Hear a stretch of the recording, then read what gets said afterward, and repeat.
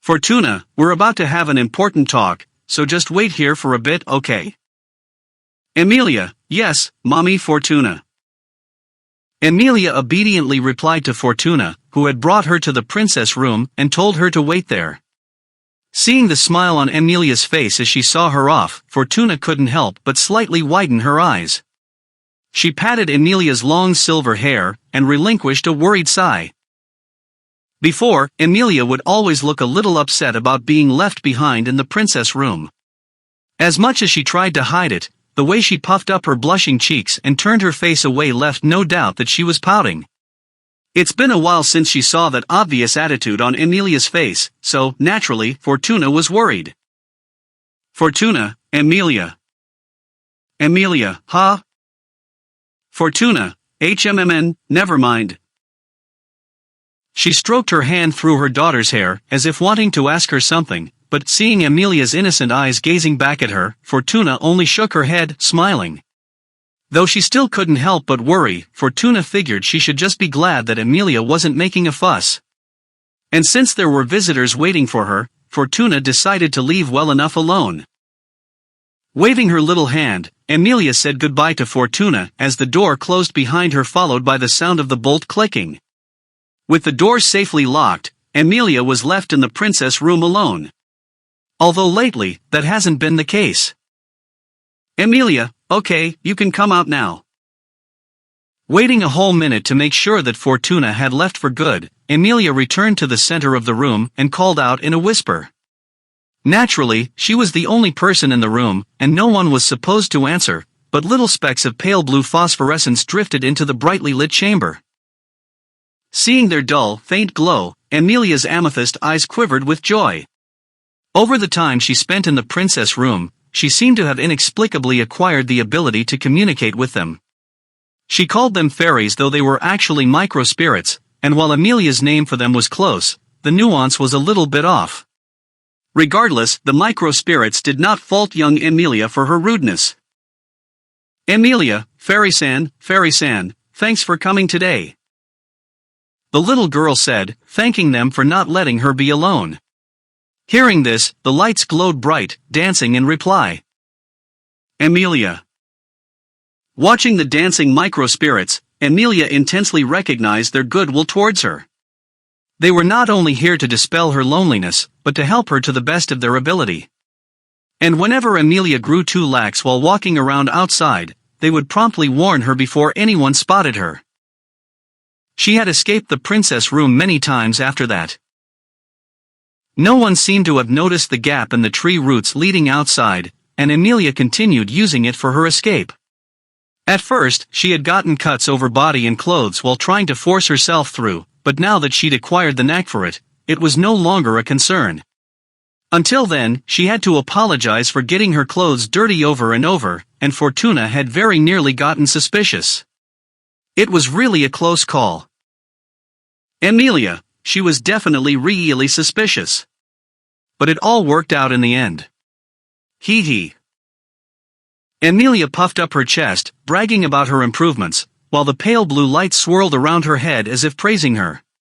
Soon, she was feeling giddy from the dazzling light show. Nevertheless, while she had become a regular escapist, her grand adventures outside were all composed of cute little mischiefs. She'd listen in on the adults' conversations like the first time, eat ripe fruits from the trees without permission, or rearrange the furniture in someone's home to confuse them, but nothing more than that. Yet, mischief is a thing which grows with each exploit, and the pure and innocent Emilia was no exception. Emilia, all right. It's time to head out. Fairies. The light swayed as if in agreement, and, encouraged by her reinforcements, Emilia beautifully escaped the princess room. Opening up the roots that had been loosened by her numerous escapes, she slid her small body into the gap, and then pulled herself outside. She rolled down the moment she was free and landed on a bed of leaves which softened the blow. This was something she had prepared after the lessons she learned from all the tumbling in her previous attempts. Emilia, what should I do today? Picking off the leaves that had stuck onto her hair, Emilia asked the lights around her. Though she knew they couldn't answer, seeing them respond with their oscillating brightness assured her that she wasn't alone. It was good that she could come outside, but soon she'll be running out of things to do. If she kept repeating the same mischief, people will figure out that she was behind it, and that she could escape the princess room. And if they plug up the hole, it'll be all over. Amelia, let's take it slow until things cool off. Muttering like a wily, crafty criminal, Amelia wandered aimlessly towards the village. Most likely, the adults would be gathering in the village center as usual, conversing with the black-robed figures and receiving their gifts. Meanwhile, Mommy Fortuna would be chatting with the tall man, whom Amelia had heard being called Romani Conti or, by her mother, Giuz. Amelia secretly decided to go with Giuz. But while she found their adult conversations fascinating at first, after repeatedly eavesdropping on them, it eventually lost its freshness and Amelia was growing tired of it. Fortuna and Giuz would talk about all sorts of topics that went over Amelia's head. The only reason she still frequently listened was in the hopes that they would bring up her mother and father like they did the first time so she could hear a little more about them. Unfortunately, that hasn't happened so far. Amelia, maybe she could sneak into one of Giuz's wagons? If Amelia slipped her little body in between the crates on one of those covered wagons, they could stow her outside the forest, just like that. She had never seen Giuz's friends check the wagons before leaving. But, even with the fairy's help, it'd be impossible to sneak in unnoticed. Amelia, Momo. Thinking along those lines and realizing that it wouldn't work, she gave up. After all, leaving the forest would be the worst possible way she could break her promise to Fortuna. She absolutely mustn't leave the forest. There are things outside that would be scary for Amelia, and it'd be too dangerous before she turns into an adult. At least, that was what she'd always been told. Even though she was already breaking the rules, she wasn't about to break all of them. Perhaps that too was young Amelia's virtue showing through. And so, the plan to hide in the wagon and get stowed away was scrapped in the drafting phase. Instead, she figured she'd find some other way to learn more about her parents. Amelia, hop, hop. In the time she spent thinking, she had reached the village square where the adults and Giuz's companions were meeting. Amelia nimbly darted up a nearby tree, laid flat on her belly, and perked up her ears. As always, Fortuna and Giuz were happily chatting off to the side while the others unloaded the cargo. Except today, Fortuna's expression was especially warm. Fortuna, Amelia's been cheerful lately, and really full of energy. I just wish she'd stop getting mud all over her clothes. Giuz, my. It's good to hear that she's doing well. We could bring some more clothes for her if you wish. It'll be winter soon outside the forest, and we'll have lots of out-of-season clothes to spare. Fortuna, we're always imposing on you, I'm sorry to further burden you like this, but would that include clothes for adults as well? Giuz, yes, certainly. I'm sure you'll look very nice in them, Fortuna-sama. Giuz said with a tender expression, while a complicated hue rose on Fortuna's face. She scratched her cheeks, as if embarrassed. Fortuna, now where did you learn to speak like that? We've known each other for ages, but since when did you start telling jokes? Giuz, it was just the first thing that came to mind. Did I say something strange just now? Fortuna, I know you're not one to tell lies, which only makes this even more impossible. Fortuna pressed her hand to her forehead, looking baffled. But the unmistakable smile on her lips proved that she wasn't upset. Actually, far from being upset, she seemed to be thoroughly enjoying their exchange. Amelia, humph. For some reason, seeing her mother like this was making Amelia feel all icky inside. Fortuna's expression was usually stern, and she rarely showed her gentle side in front of people other than Amelia. But now, it was like something important to her mother was being stolen, and that stinks. Amelia, HRMPH, stupid Giuz. She lashed out at her one-sided acquaintance. Puffing up her cheeks, Amelia decided that if Giuz doesn't say something interesting soon, she's going to pull some mischief on his wagons today. Maybe clog the wheels with cloth or pour oil all over the cargo bed. Such were Amelia's odes of petty revenge, but these dramatic retributions would never come to pass. Guz, now, is the seal still safe? Lowering his voice, Guz asked Fortuna the usual question. Fortuna replied with a nod and said, Fortuna, nothing's changed. Every single time you ask me this, you know. Guz, that is my duty, after all. Besides, it's time. While this problem may be cyclical, there have been especially many moonless nights this year, so the circulation of mana has been scarce. I'm worried this might have a negative impact on the seal deep in the forest. And I can't help but feel anxious. Fortuna, the moon, huh? Right, I see. So that's why the micro-spirits in the forest have been acting strange lately, I understand. Afterwards, I will go check on the seal myself to make sure it hasn't come loose. Guz, then I'll leave it to you. Saying this, Guz bowed low, while Fortuna turned him a serious gaze and nodded. Eavesdropping on their exchange, Amelia muttered, deep in the forest, under her breath. Amelia had already explored the village in its entirety. And naturally, she had conquered every corner of the forest that Fortuna had allowed her to play in. Although she never said it out loud, she saw the forest as her own backyard. Yet, Amelia knew nothing about this place deep in the forest that they had mentioned. She figured it must be somewhere in the depths of the forest where entry is forbidden, another one of those things they had specifically hidden from her. The more she thought of it like that, the more dissatisfied she became. Before she knew it, all her pent-up dissatisfaction was about to boil over. As usual, she didn't learn anything useful about her parents, and her exciting grand adventures outside the princess room were becoming routine and stale. Worse, the same adults who talked their tongues off about the things Amelia mustn't do were lying and keeping secrets behind her back. So many examples of this had surfaced in so short a time. Maybe it's time she got back at them a little. Who could blame Amelia for thinking this? Back then, no one ever chastised Amelia's budding mischievous spirit, and only allowed it to swell and grow, which only hastened the coming of that time. And that was why, so many years later, the only person left to blame Amelia was Amelia herself. She would endlessly fault herself for her own stupidity back then, though it would not be enough to lighten the weight of her sin. But that belated regret did not reach the young Amelia. While Amelia was rolling up her sleeves in her misdirected gusto, Guz and Fortuna's conversation had come to an end. After unloading all the goods without a hitch, Guz's group bowed farewell as the adults saluted their departure. Seeing this, Amelia swiftly flew down from the tree branch and rushed back to the princess room. Quickly squeezing through the gap in the roots and into the hollow, Amelia hurriedly set about composing her alibi. She made some quick drawings, changed her doll's clothes, and gobbled up her sweets. Once all that was done, she swiped off the sweat on her forehead and heard Fortuna's voice outside the door.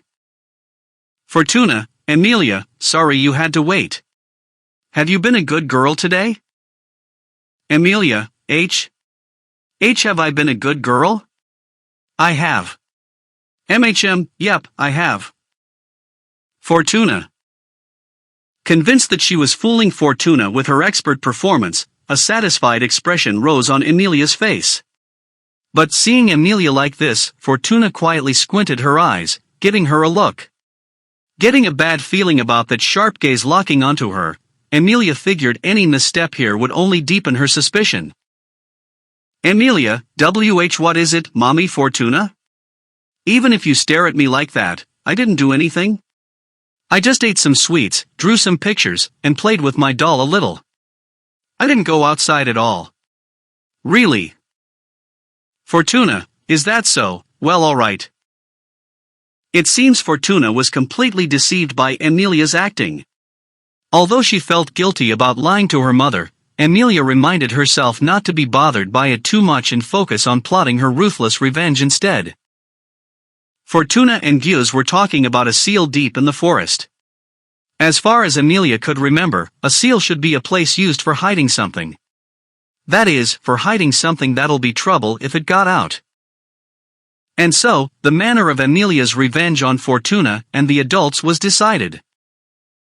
She will find the location of this seal deep in the forest, and whenever Fortuna or anyone else wants to scold her, she could use it in her rebuttal as her bargaining chip. If they ever catch her slipping out of the princess room, the location of the seal would be her trump card. Emilia was so excited about her ingenious plan that she completely failed to notice the irony of trying to escape the guilt of leaving her room by sullying her hands with something even worse. Holding her mother's hand, they left the princess room. Once she had brought Emilia home, Fortuna said she had some things to do. Going by her conversation with Guz, Fortuna must be going to check the seal. And so, Emilia, I'm counting on you guys. Emilia winked to the pale blue lights, bidding them to follow her mother. A glimpse of Emilia's later beauty, that could enchant a person with a smile alone, had already begun to bud on the little girl's cheeks.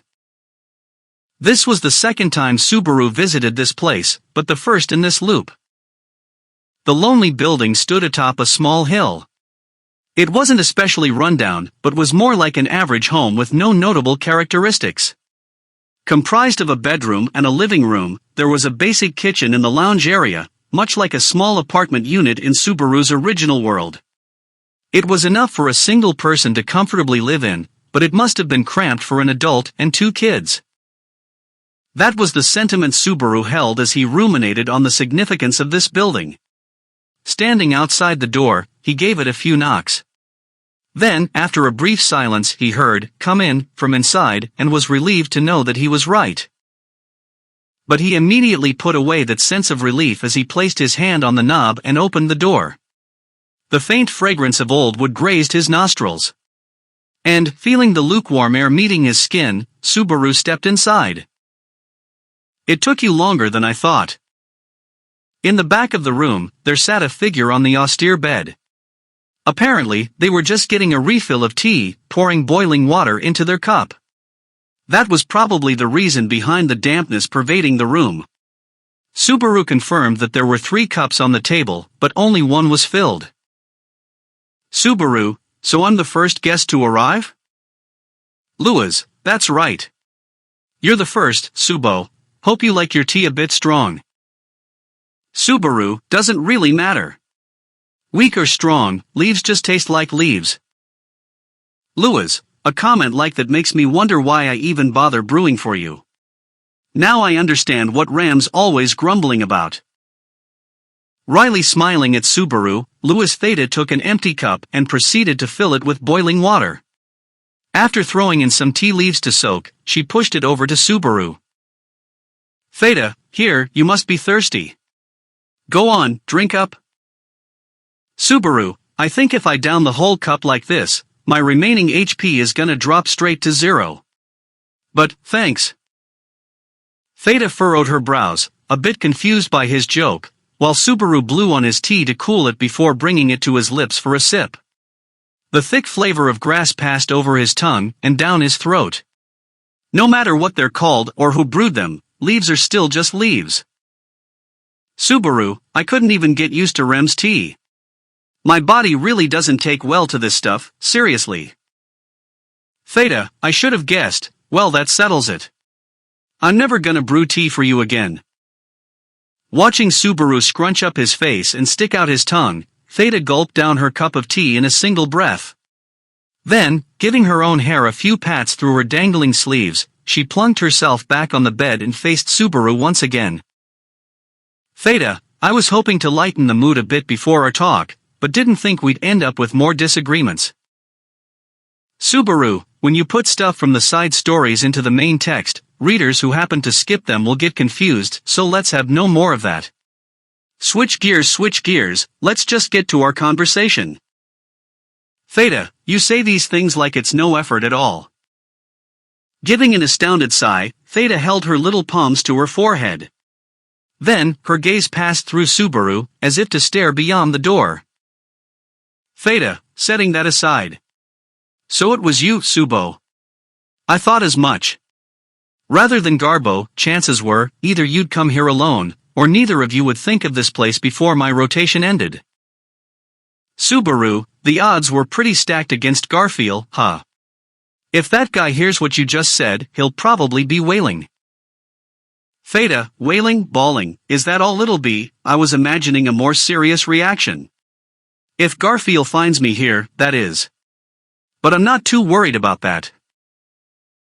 With a lonely smile on her face, Theta looked towards the living room wall.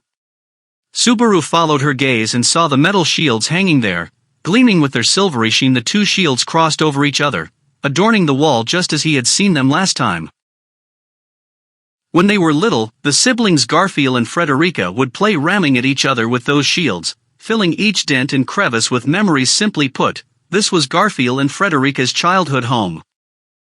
Subaru couldn't quite understand why Theta chose this place for their final conversation. But he did remember from a previous loop that this place held a special significance for both Lewis and Garfield. Banking on that memory, Subaru came here and found Theta waiting for him, just as he thought. Theta, it's good you came alone, Subo. After all, this isn't something I'd want people to hear.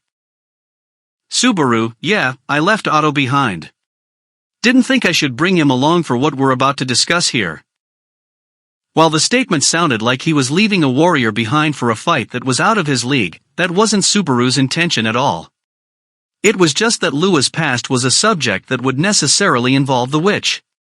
It was enough for Subaru to have to bear this alone. And so, he had tasked Otto with another role. Subaru, Theta-san, is it safe to say that you're the only Lewis-san who's been inside the tomb? Theta? Subaru, my bad. I've been calling you that for convenience's sake. Yesterday was Sigma-san, and the other two are Alpha and Beta. If you don't like it, I'll stop. Theta, no, it's fine. I see, so that's what it meant. I see.